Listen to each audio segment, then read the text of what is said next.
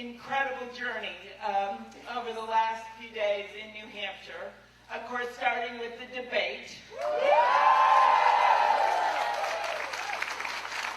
which went pretty well, I'd say. And then we were all over the state. We were over in Hanover. We just kind of did a pop-up event. We've been at all these cafes. Did the McIntyre Shaheen dinner last night. It was really great.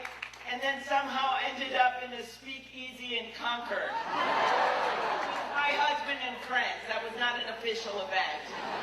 And then this morning we have been all over. I really love just stopping in at cafes and things like that, and diners. And so we did that everywhere because I think that is the New Hampshire tradition. It is, yes, about get out the vote rallies like this, but it is also going to places where not just it's comfortable, but where it's uncomfortable. By reaching out to people who maybe stayed home in 2016, right? You know what I'm talking about? Or maybe some people who voted for other candidates. Or maybe even some people that voted for Donald Trump. And I'm going to start with that. Because what we need right now is a candidate for all of America. Not just us. We need someone that's going to bring people with her instead of shutting them out. And that is my message that I have brought everywhere from the moment that I announced in the middle of the river with 4 inches of snow on my head. I just did that to impress New Hampshire. I'm like, I don't need a hat. I don't need mittens. People literally thought I wasn't going to finish that speech. Then they thought I wasn't going to make it through the summer. Then they thought I wasn't going to make it to the debate. And was I at the debate?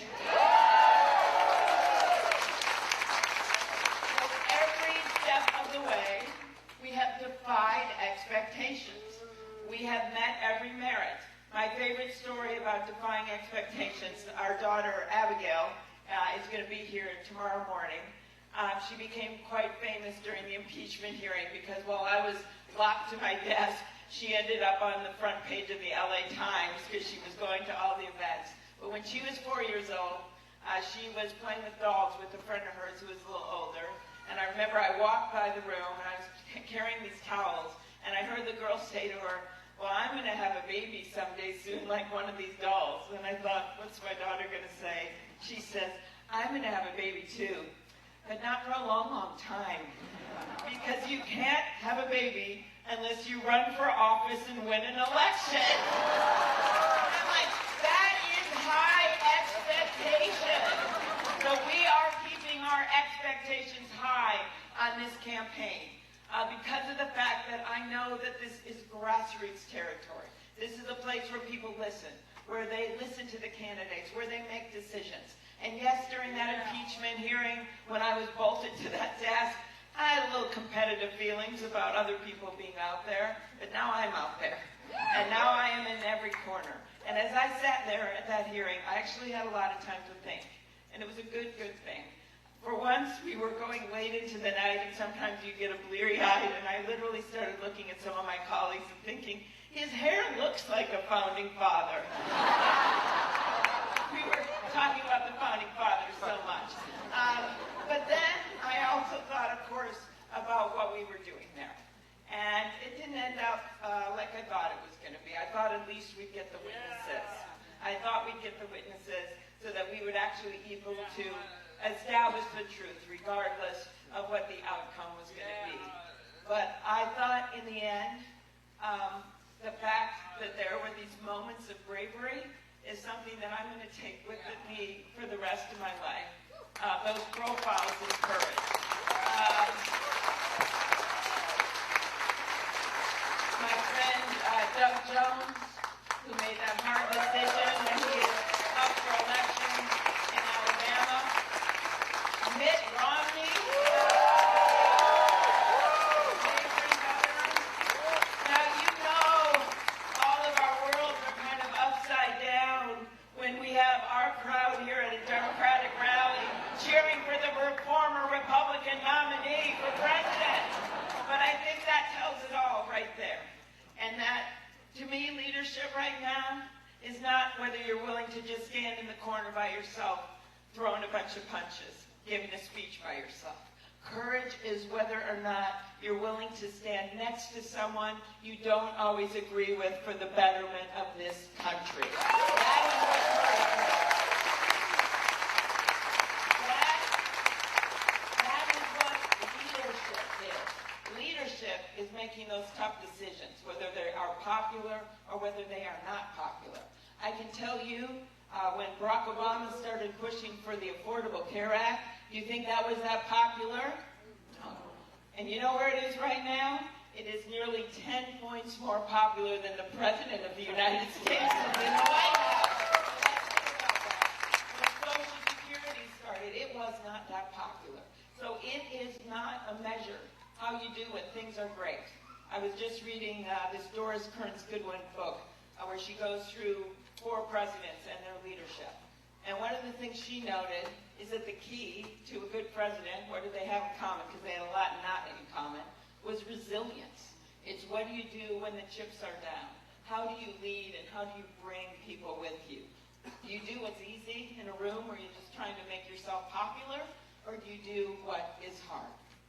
And for me, resilience started young. Many of you have heard the story, but my dad struggled with alcoholism my whole life growing up. And everything wasn't perfect, just as most people have in their own lives. And my parents got divorced when I was pretty young. And my dad, by the time John and I got married, had his 3rd DWI. And then the judge basically looked at him and he said, that's it. You got to choose treatment or jail. And our family was there with him, going through everything that had happened, what our lives were like because of his disease. And he chose treatment. And in his words, he was pursued by grace. He, with his family, his faith, with that treatment, got him to where he is now. And ever since that time, he's been sober. He is 91 years old. He is in assisted living. His AA group still visits him there. And in his words, it's hard to get a drink around here anyway. So that's the story. And for me, I think part of that shaped how I am, because I don't always see things in the extremes. Because I see things more in the gray areas, that people can have things that aren't great about them and things that are good about them. And I think that quality of resilience, but also that quality of trying to see the good when you can see it, because if I wasn't like that growing up, I wouldn't have been able to love my dad like I did and like I do. And I think that's really important to have in a leader when we have so much extremes going on right now in our country and how people look at each other. So as I've said, if you are tired of the extremes in our politics and the noise and the nonsense, you have a home with me. The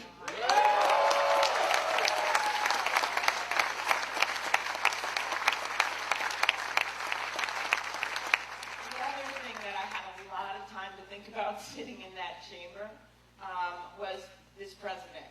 And the fact that what we ended up doing there, which wasn't what I thought should happen, but a lot of stuff got out there. And it was about the same things you're going to be seeing throughout this election, where he puts his private interests, his partisan interests, his political interests in front of the interests of our country. And I thought about the fact that there are a bunch of people out there who have not been well served by him as president.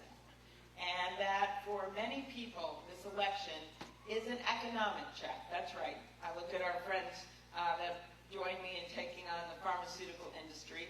We know he hasn't done anything when it comes to bringing down pharma prices. And a lot of people are suffering. They're saving their injectors. They're rationing their insulin. We know he hasn't done anything big when it comes to infrastructure, despite hopes that he was going to do that. If he did, we would have rail to Manchester right now. We would get that commuter rail done, which is exactly what we should be doing. We know he hasn't done big things when it comes to broadband and some of the other infrastructure issues in the North Country. I know, because I've been to Iceland, and they've got a bunch of volcanoes there, and they still have better cell phone service and broadband than they have in Franconia Notch. Okay, so he has not delivered on those promises that he made to people, including promises about us. We're in this great college, promises about making it easier for people to go to college. So we all know that. But what we also know is this. Not everyone out there agrees with everything that's said on that debate stage. I don't agree with everything that's said on the debate stage. But what they do agree on, independents, fired up Democrats, even some moderate Republicans, what they do agree on is this. And that is that the heart of America is so much bigger than the heart of that guy in the White House.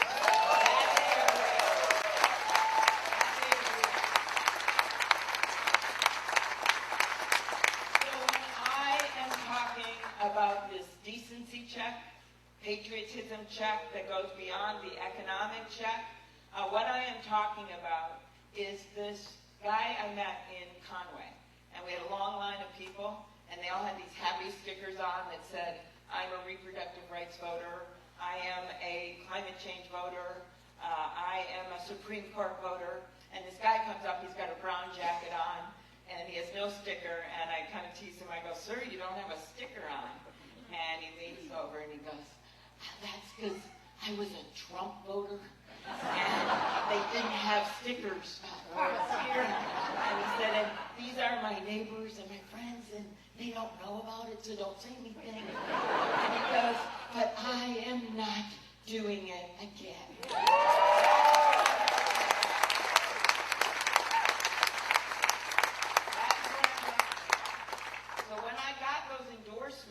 Okay, I got the New York Times endorsement. My friend Elizabeth, but when you look at the other endorsements of papers like the Keene Sentinel, the Union Leader, said it again today, and the Seacoast papers, which include Portsmouth, they all focused on the same thing.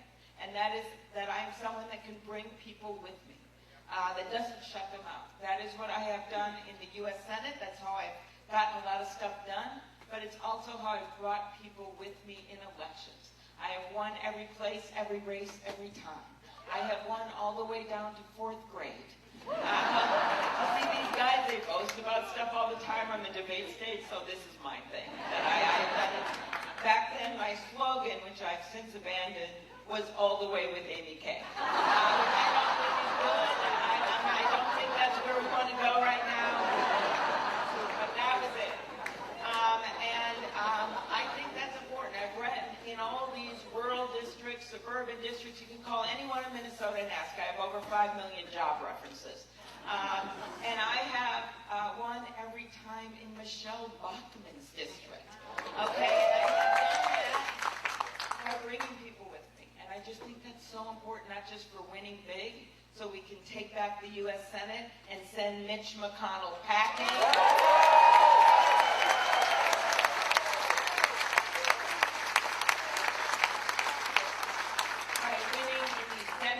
And of course, re-electing the fantastic, amazing Jeanne Shaheen. Thank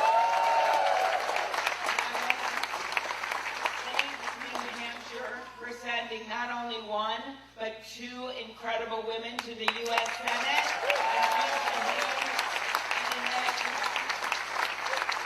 So back to that voter up there in Conway. So what we know is this decency check going on, but we also know there's a patriotism check. And that is that people, I was just with one of my great supporters, former ambassador to Saudi Arabia and former New Hampshire Brigadier General Jim Smith, and we did a tour on some military issues, and we were talking about this. Back in the G20, Donald Trump stood next to Vladimir Putin. The whole world was watching. And they're watching, and they see a reporter ask the President of the United States about Russia invasion our election. And what does he do?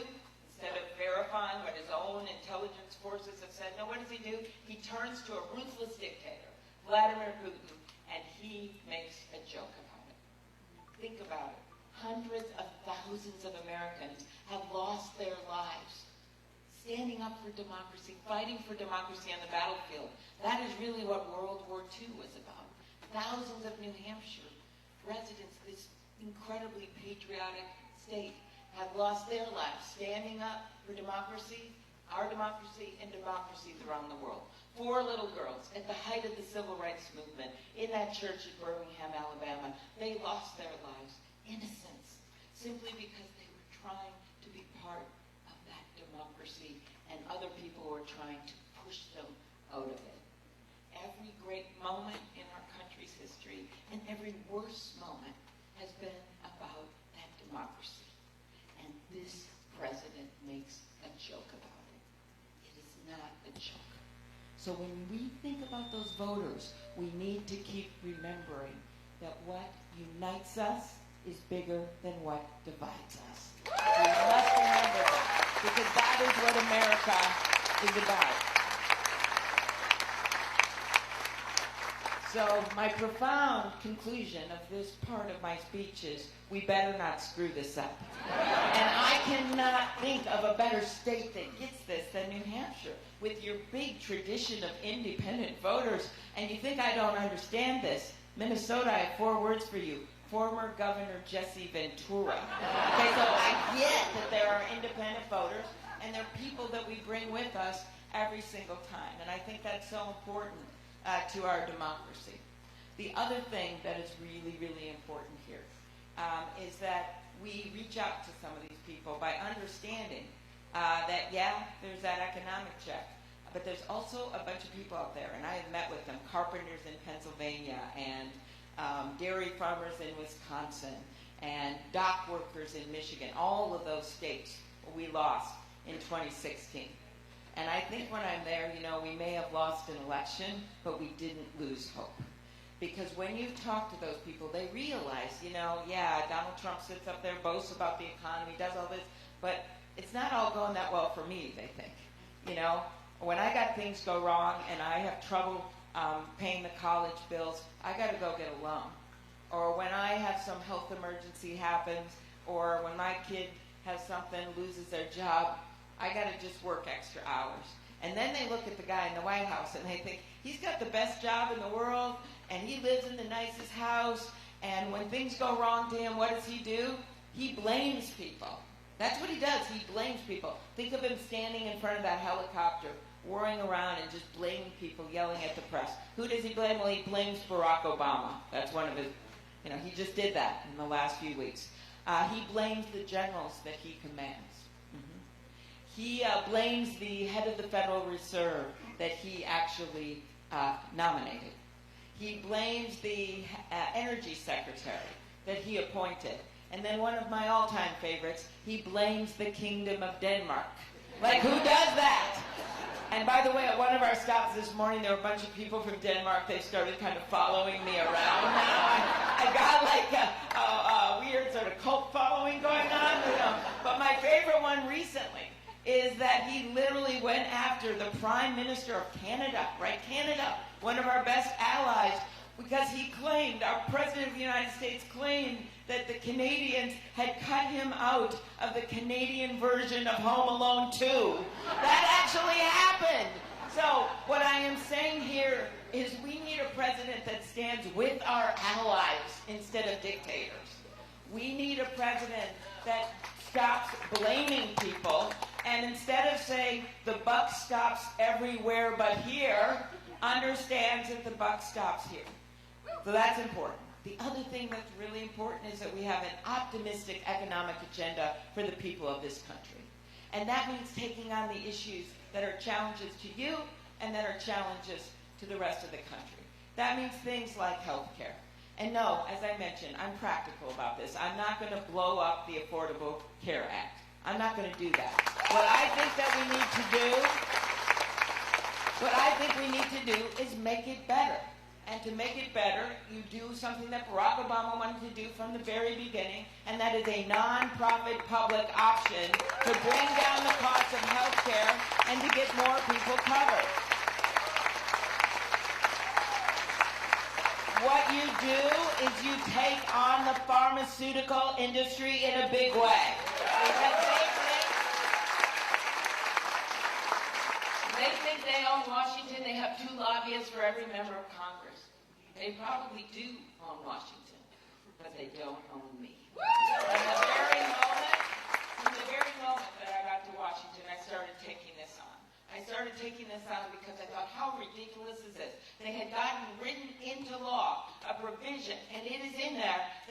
Medicare is banned from negotiating less expensive drugs for 45 million seniors in this country. It is in law. Medicaid can do it, the VA can do it, but Medicare cannot do it. That's why I now lead the bill, and as president, I will get it passed to unleash the power of those 45 million seniors to negotiate less expensive drug prices.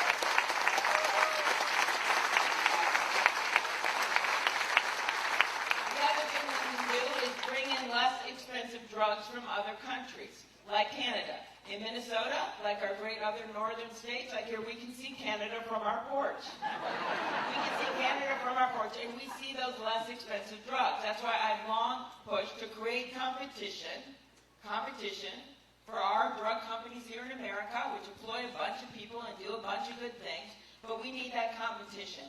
So I found out that a president can actually do this herself. You do not need Congress to do this particular thing. You can actually get a waiver to bring in less expensive drugs from other countries. Think of the leverage that it will create. So I suggest you look at my plan, 100-day plan, 137 things that a president can do in the first 100 days without Congress that are legal, which is very different than Donald Trump, and this is one of them. Other things we can do, take on the scourge of mental health and addiction. And I already told you my dad's story, but I came up charging with a big plan for mental health and addiction. And I know what this has meant to New Hampshire, just like my state, and we got to make sure the money that comes in from that big master federal settlement is going to go to the places that need it. And that should also include mental health. Last thing I'll say on health care, long-term care. It's like the big elephant in the room that no one's dealt with. To finish my dad's story, he's in assisted living. He got long-term care insurance. I had no idea he got that, but it made all the difference. He's in a place with 15 other people. He's really happy there, and I know exactly when that long-term care insurance is going to end, in a year and a half. After that, we have to go into his savings, and they're not as big as they should be because he got married 3 times. But we are not going to discuss that on a Sunday afternoon, but it happened. So then from there he goes on Medicaid, like so many other families, people in this room. And then he can't stay where he is right now. So I have talked to the people at Catholic Elder Care. They are going to take him in. That's where he's going to go. And our story is actually so much better than so many families in America. And that's why I've taken this on, because it's a huge opportunity here. 1, keep Social Security strong. 2, keep Medicaid strong. But 3, do some innovative things to make it easier for people to purchase long-term care insurance, and then if they're in long-term care, to figure out how we can make it more cost-effective for them to stay in their homes, which is cheaper for everyone. And then we also have senior housing in towns. New Hampshire has a huge housing issue, so that we free up some of the housing for young families and other people to live in their homes, but not if we don't have enough housing. And we've also found that a lot of seniors want to work part-time, they want to volunteer, and we've got to figure out how we do that so they have a way to get there and do that because we need them for our economy. And so that is very important. And by the way, it also includes my long-term care plan. All of this applies to people with disabilities. And I think that is really important. No one has been talking enough about this issue. So that is how we do this. And I am actually excited. By the way, the last time I brought up our seniors volunteering and working, 2 people when I was in Keene, New Hampshire at this town hall started to laugh. 2 women. I go, why are you guys laughing? And they said, well, we're the opposite. We're working and we want to retire. So we have to accommodate everyone. But it is actually really some cool stuff we can be doing with this issue. Secondly, and we're in this great college here, connecting our education system with our economy. And I know there are some bumper sticker solutions out there. I know that. And what I'm about to say does not fit on a bumper sticker of free college for all. But I think it is a much better way to look at it. And that is, let's step back and look at what our needs are in our economy. So we know we're going to need a bunch of people, students out there, we're going to need you with 4-year degrees. That is really, really important. And so how do we make that easier? Well, that's by doubling the Pell Grants from $6,000 to $12,000 a year. That is a lot more money for people, and it makes it easier. Doubling the income levels where you can apply to get those grants. And these are not loans. These are actual money in your hand. up to $100,000 a year. That makes a big difference. Making it easier to pay back loans by, if millionaires can refinance their yachts, students should be able to refinance their student loans. Changing that loan payment program that's getting badly run right now, including in-demand occupations, and not just in my first 100 days, in my first 100 seconds, fire Betsy DeVos.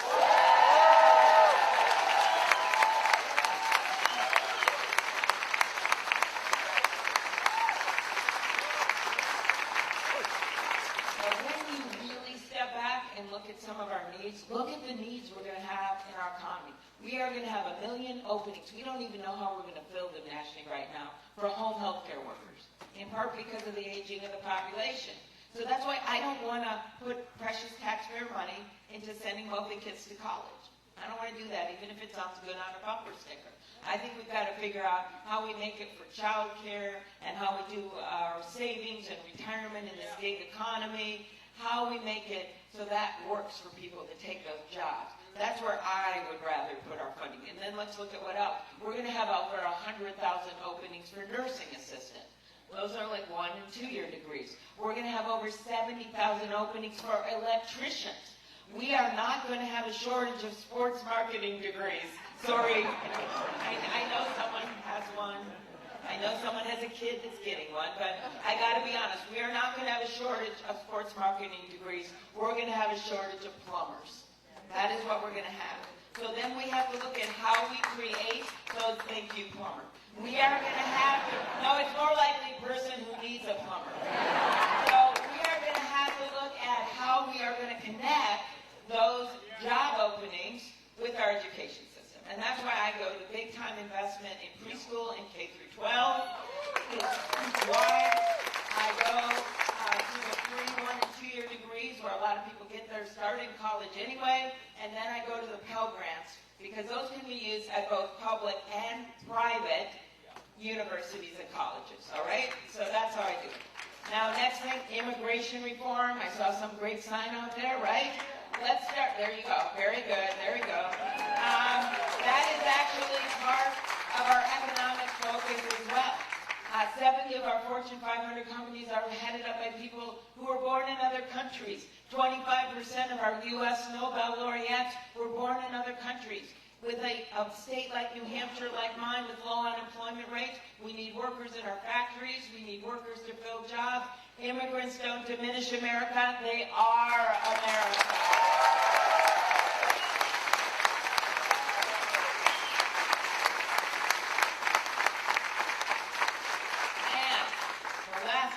Here I will raise is a key one for this state, and that is climate change. We are seeing the effects right here in New Hampshire. The oyster and lobster fishermen off the coast of Maine, off the seacoast. We are seeing it with loons. Loons is a Minnesota state bird. With loons and with moose. With what you see with the sugar maple, if you think about your whole tourism industry, one weird fact about me, I'm the chair of the Tourism Caucus of the U.S. Senate. I've done a ton of work, passed legislation on tourism key to the state. That's not only about me working with business, but it's also about me thinking ahead on this climate change issue. It's big. And we know what's happening with the Greenland ice sheet and the rising sea levels and the effect on Florida and those horrible fires in California. And I always tell people, if you want a sign of that it's happening right now, watch the video of this dad driving out of Paradise, California with his neighborhood burning behind him, with his little girl in the car, scared, with the flames going over the car, and he is singing to her to try to calm her down because she's so scared. It's just like 1 minute long. And it is worth watching. But we also have to remember to bring people with us on climate change. We have to talk about issues in the northern states and in the middle of the country. And when we do that, we get the votes that we need to get this done. So let me just quickly lay out this plan, because it's going to make common sense to people. Believe me, we've tried over and over again and not get this done. The first 3 things are pretty easy because you can do it without Congress. On day 1, I will sign us back into the International Climate Change Agreement.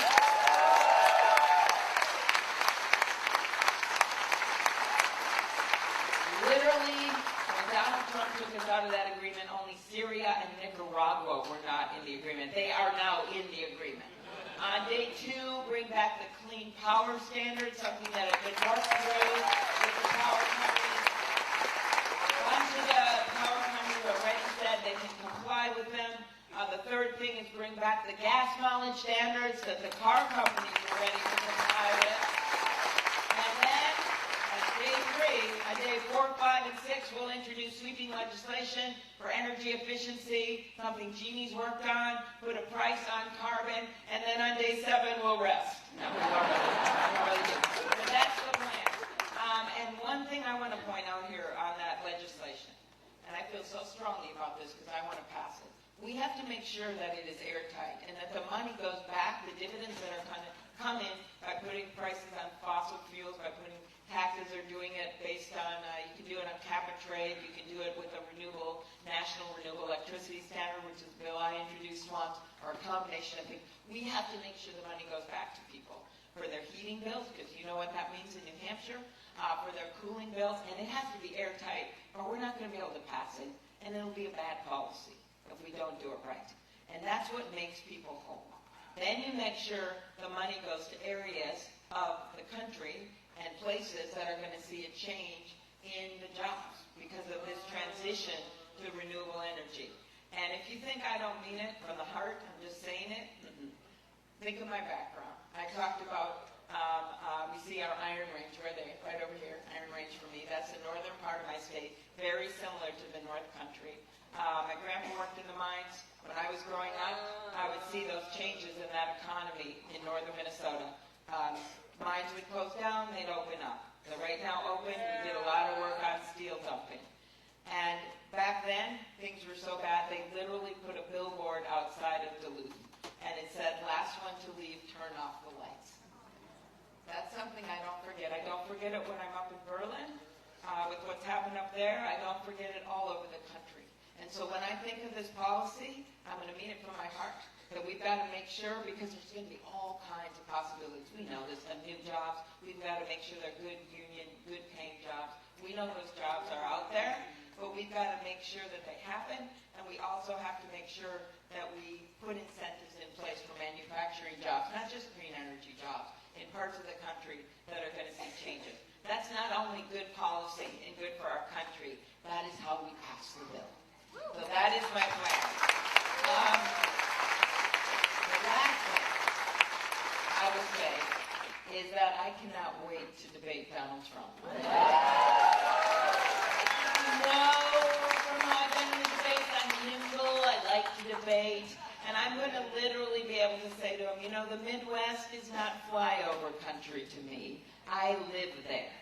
I live there. And those people, with all of his debt that he's added, which I think is a huge, the way he's done this is not good for our kids, not good for our country. I'm the one person that's willing to talk about it all the time and show how I'm going to pay for every single thing that I do. And also start a deficit reduction fund, because I think we must do that. Thank you. And I'm going to be able to look at him and say, you know those people that you are treating like poker chips in one of your bankrupt casinos? Those are my friends, and those are my neighbors. And you, Donald Trump, you started your career by getting $413 million over the course of your career from your dad, from your family.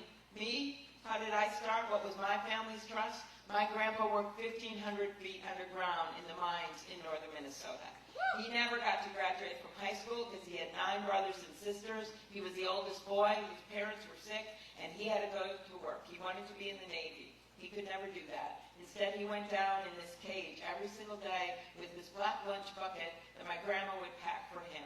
And I always thought as he went down in that tunnel, down in that mine shaft, he thought about that career he wanted in the Navy. He thought about hunting that he loved so much. He thought about blueberry picking that he loved so much, that every single day he did that for his family. And back then it was so dangerous.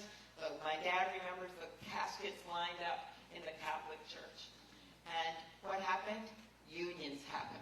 They made that place safer. So that my grandma was able to change jobs when the mine closed down, but that's how he raised his family. And basement of their house. And he and my grandma saved money in that coffee can to send my dad to a 2-year community college. And from there, he finished up at the University of Minnesota with a degree in journalism. He had this incredible life covering the world, mostly covering the Vikings. He wrote a book, which is sadly still relevant today, called Will the Vikings Ever Win the Super Bowl? In the early 80s. But he had a life because my grandpa did that. My mom grew up in Milwaukee, which is going to be the site of our next convention. She came to Minnesota, and she taught 2nd grade until she was 70 years old. So I stand before you today as a granddaughter of an iron ore miner, as a daughter of a teacher and a newspaper man, as the first woman elected to the U.S. Senate from the state of Minnesota, and a candidate for President of the United States.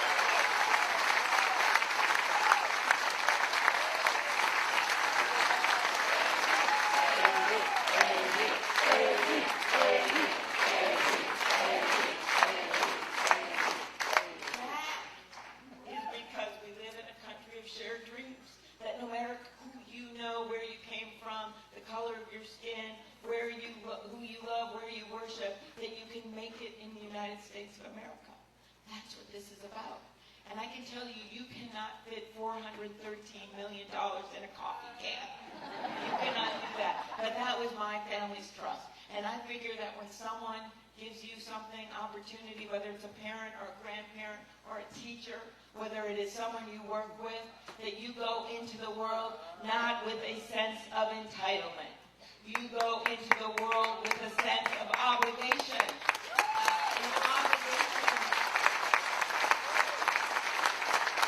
obligation to bring people with you instead of shutting them out. An obligation to bring people with you instead of hoarding it for yourself. I told that story on the debate stage because, as I said, I was thinking so much in that Senate about what was going on in this world, and it finally dawned on me of all this bad stuff going on with the White House. You know what this president lacks? He lacks empathy. He cannot put himself in those shoes of other people. That's why he's going after people all the time, because he's only thinking about himself. And then I remembered the story of Franklin Delano Roosevelt. The story of when he died, he was so beloved that they put his body on a train, and that train went from Georgia to Washington, D.C. And Americans would spontaneously go to the tracks and stand there to show their respect. And there's a story a reporter told that he was standing on the tracks, and he looked over, and this regular guy sitting there, he's got his hat across his chest, and the reporter says to him, and the guy's sobbing. And the reporter says, "Sir, did you know the president? Did you know President Roosevelt?" And he says, "No, I didn't know President Roosevelt, but he knew me. He knew me." That is empathy. That is the sacred trust that I will restore between the President of the United States and the people of this country.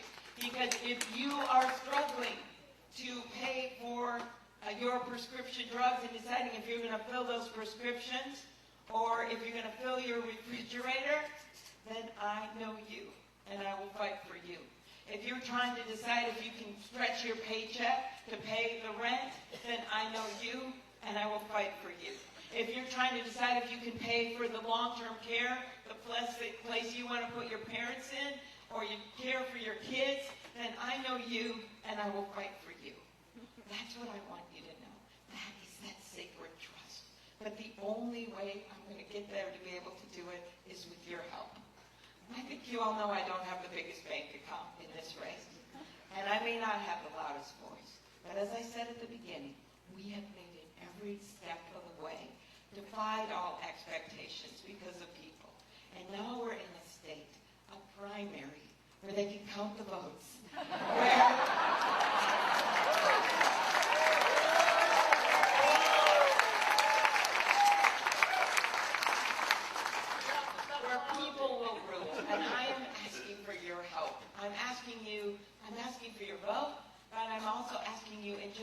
next 2 days to call your friends, to get them to vote, to tell them about me, to look at those newspaper endorsements so you can have really something to show them, and to pass them on.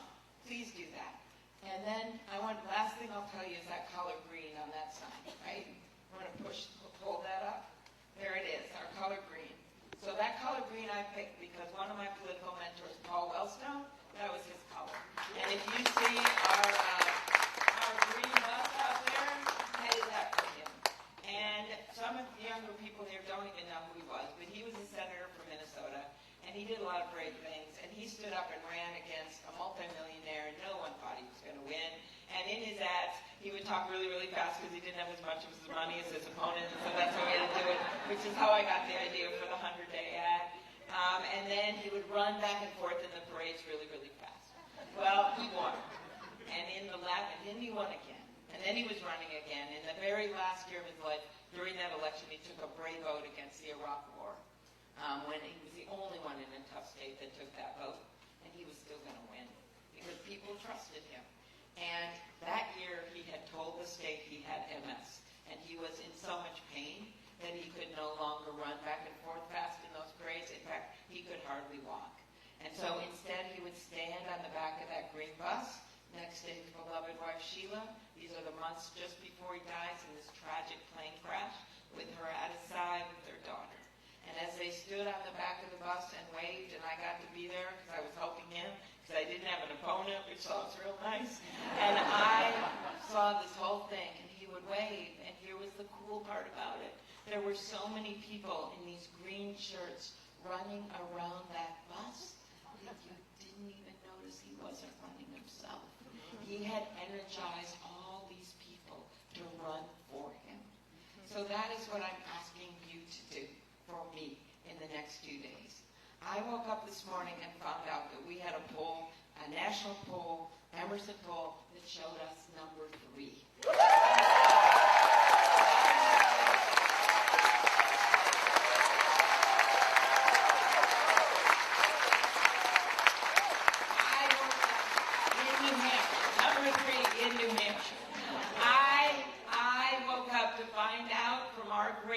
Incredible team that since the debate online from regular people, we have raised $2.5 million. We have what it takes to go to Nevada and beyond. But to do that, I'm going to need you running around that bus for me. So please give me your vote. Give me your help. Let's go for broke. Let's barnstorm the state over the next